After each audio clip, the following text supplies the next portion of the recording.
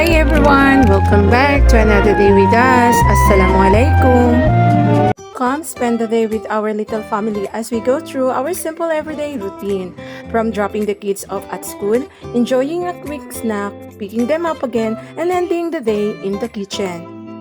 Nothing fancy today. Yes, nothing fancy. Just our usual family life filled with little moments, good food, and a little bit of teamwork.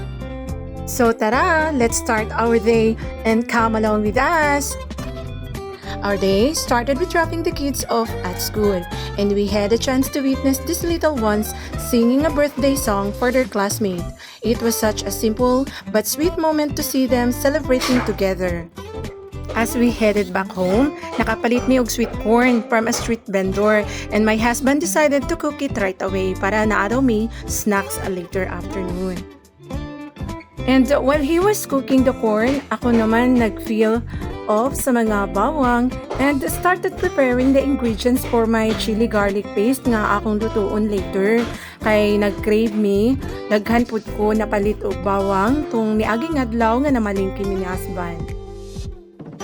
After that, giset aside rasab na ko ang mga gipang peel off na bawang. Kay adto na pud mi balik sa ko ang husband sa school para pick upon na ang mga kids.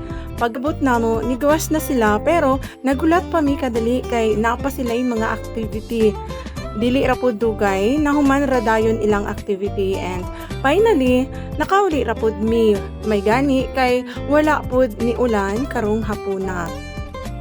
Pag-abot sa balay, walay pagduha-duha, ako dayon diretso sa kitchen para humanon ako ang chili garlic. As you can see, gi-ready o gi-check sa nako ang tanan nga akong gamitunon. Gihugasan sa ako pag-ayo ang mga sili and then gikuan lang nako ulo para ready to grind na.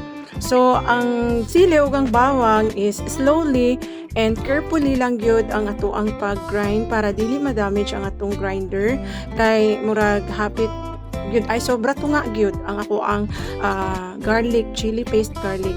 Hinay-hinay lang gyud kay grabe ka ang hang ang sili, no? Ba naman nag-andam na sa kawali and gipainit na niya. Then humanapod ko sa pag-grind, I added the chili garlic mixture and nagtinabangay mi sa pagluto. Actually, sa kalan lang gani mi nagluto ani sa kahoy kay mas bet na ako. After maluto ang chili garlic, sunod naman ako gi-cook or i-preheat ang turon nga among napalit earlier ni husband para ma-crispy and warm bali kasi kung kanang bugnaw naman good wala na ilami kauno, no? So, and that's how our day went from school drop-off, sweet corn snacks, school pick-up, and finally kitchen time together. Simply ramong adlaw but filled with good food, teamwork, and little family moments that make ordinary days special. Thank you for watching. Hope you enjoyed watching our simple day. See you in our next vlog. Take care and God bless.